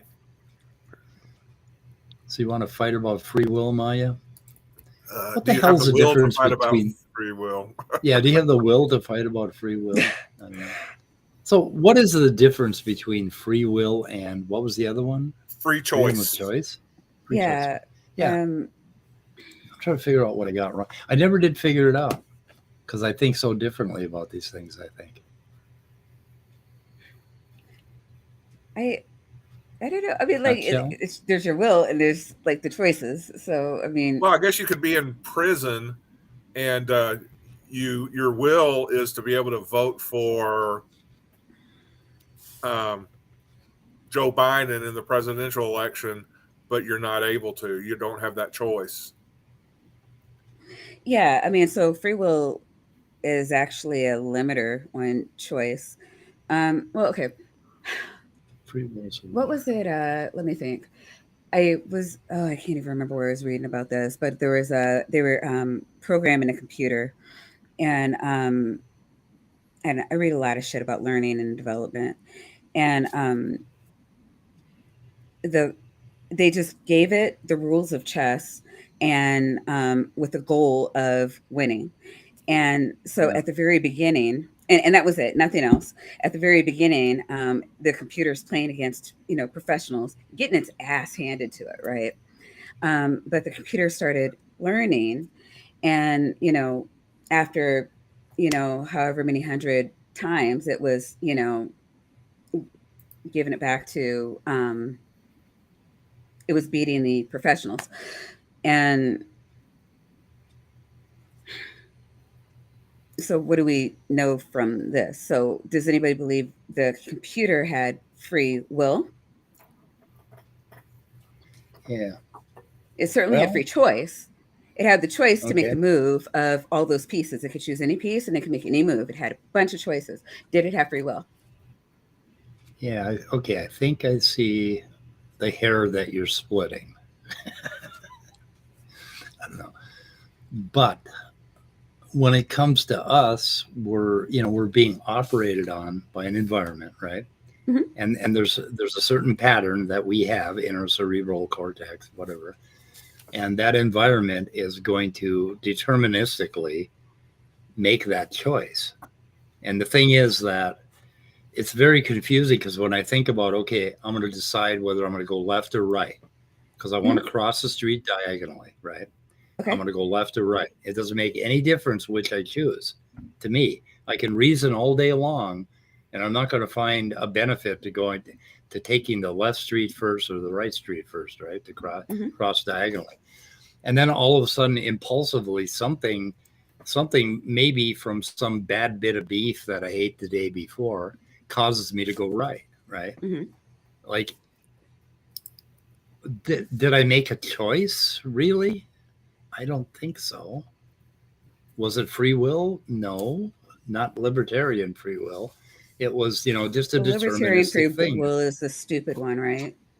Yeah, it is. It's the one that thinks that there's a uber spirit mind making that sits around and can decide to do whatever it wants to do, apparently. Axe murder, No, yeah, villages. libertarian free will is where like everything just happens randomly, and the past. It's like the past has nothing to do with like your choice. Right. Like I want oatmeal or I want cereal, and Yeah.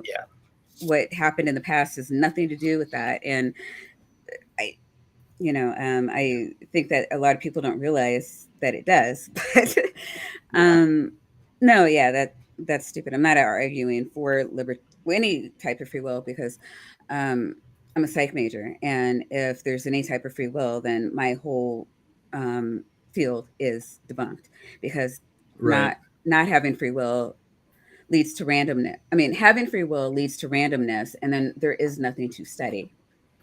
Yeah. And we don't see randomness with people. So, like, I can't like really say that I'm qualified at all to practice in my field if I'm going to add free will to the mix.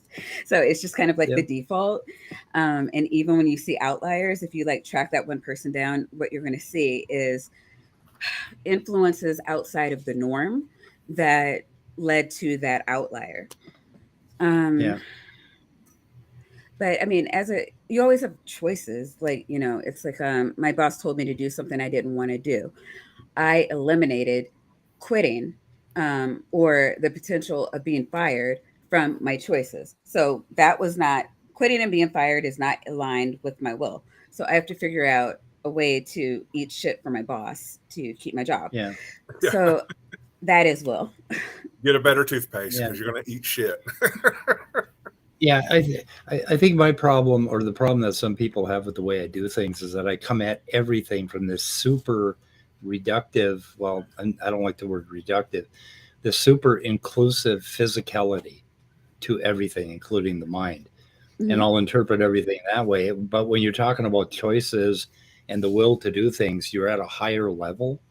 You're way, way up there, And in order to get from my physical level to there, we'd have to go through a lot of neuroscience and a lot of physics, and we'd have to construct these massive, theories, right? That would get from the little tiny level that I'm at, the structure of the brain and neurons firing, basically, to get all the way up to these macro concepts. And I think that way. I think that way about everything. Everything to me neurons is just firing are just like ones and zeros, though, right? So, like, what kind is? of. Well, not very now. They're like I mean, 1.01, okay, ones and zeros. It's just like 1.02. Okay. it's just electricity firing in a computer. So I mean, like, I Yeah, don't see how it's different. it either fires or it doesn't. We could say that. So Exactly. yeah, Right. in that way, it's binary, right? Yeah, yeah. But there's And lots of them in their systems. yeah, yeah. Depending on what program you're firing up, they're going to fire in different ways. Um, but again, behavior psychology. So I don't really, yeah, neurons fire, and it's great if it comes from the hypothalamus or the Broca's area. I don't give a fuck, right? I want to know like Yeah. what does it do, you know? Right, right. So when you're talking about, so I'm more interested in like the higher level concepts. Like what is that Yeah, you're talking about yeah. seeing? Yeah, and that's why the language I use will sometimes be at odds with you, but I probably agree with you totally. And if we communicated on it, you'd probably see where I was coming from. My scientism background, my physicality for everything permeates the way I think about all these things. So anyways, it's usually just the way I present things, and I don't present very well. My mind is a fucking zoo. I know, same. And I just blurted it out there. No, same. I was moderate to severe ADHD, so there's just like Yeah. a bunch of shit going on up in here, and I'm trying to make it make sense. So, Yeah, I did a TOVA test, and I was up in the. I don't know if they did it by percentage, but I was like way the fuck up there on top for ADHD. I did it. Do you know what a TOVA test is? It's I've heard of it. I've never. I don't know if it's popular anymore. It measures impulsivity and whether you're going to chase the rabbit or whatever. I chase the fucking rabbit a lot. But anyway, before we wrap up, do you have an opinion about people like high daydreamers, or like if you high daydreamers is a mark of creativity, and a lot of people are saying it's like well, actually, yeah, it has been linked to high intelligence. So yeah, just FYI.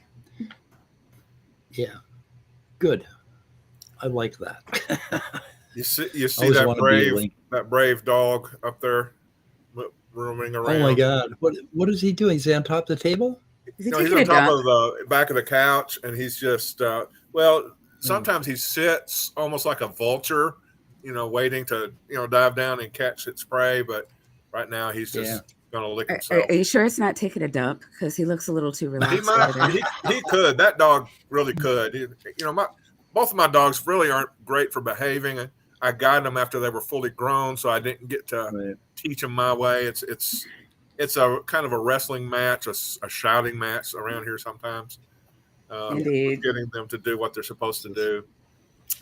But, all right. Well, our numbers are falling off, so I guess that means we're getting boring. Yeah, we're getting boring. Just one question: what do you think of psychedelic therapy? Do you have an opinion or? Again, not my field. Okay. Gotcha. I'm hearing things. No. I'm waiting for like more solid information to come out before I weigh in. Okay. But I mean, really, if they took a bag of mushrooms and brought them to one of your HR meetings and dropped it on I mean, you can imagine that you would make some progress, right? I think if you put it in tea bags and with the little strings and everything, so she can steep it, she might actually. I work in healthcare. I do not want my professionals using drugs on the clock. Everybody would be hugging each other and like, oh God, I love you. People would be dying and falling down. Yeah. No. Okay, I just want to know. Maybe in like a video game or I don't know. Not anyway. It's one of my latest obsessions. I have noticed. I've noticed. Yeah. I can't with any degree of competence weigh in though. It's from watching the series Last of Us and siding with the mushrooms. I mean, I side with the clickers, so like I'm rooting for the clickers. So anyway. Now, Speed, there is a link that Deconverted Man shared with us. I want you to put in the description because it's not about mushrooms. I'm sorry, but but it's a thing about how we make choices that we do. Oh, It's cool. Okay. on the Skeptic channel with Michael Shermer, and then Paul Zach, I think, is the guest. And I'm gonna go watch that. Yeah, I think I will too, because that's what we're gonna do next. And you're of course welcome to go watch it if you want to, Maya. Thank you. But I don't know if it's a free choice or not. Anyway, okay, cool. So finally got connected with you. Finally got to talk to you. Got to know you a little bit, and I like that. So that was my goal. It was lovely to have you on here. Yes. Oh yeah, this is fun. I haven't been on here, God, forever. So it's been nice. Cool. Oh, I did not save that link. I'll save that link and then we'll shoot her in the head. How about that? All right. That sounds like a plan. Now you don't have to. Thanks to everybody who leave immediately. You can stay in the background in the back room. Yeah, you can stay for a minute. Stay in the back rooms. Let's see how okay. God is to me. Ending the stream. Goodbye, cruel world. Goodbye.